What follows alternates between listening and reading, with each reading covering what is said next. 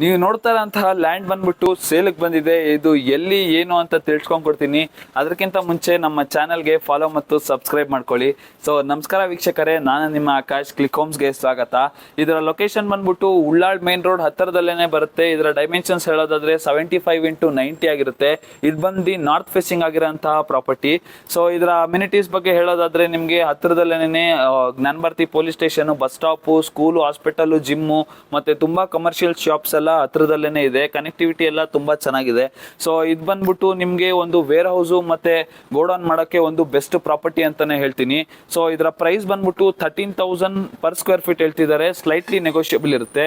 ನೀವೇನಾದ್ರೂ ಈ ಒಂದು ಪ್ಲೇನ್ ಲ್ಯಾಂಡ್ ನ ಪರ್ಚೇಸ್ ಮಾಡಬೇಕು ಅಂತ ಇಂಟ್ರೆಸ್ಟೆಡ್ ಆಗಿದ್ರೆ ಕೆಳಗಡೆ ಕೊಟ್ಟಿರೋಂಥ ನಂಬರ್ಗೆ ಕಾಂಟ್ಯಾಕ್ಟ್ ಮಾಡಿ. Thank you.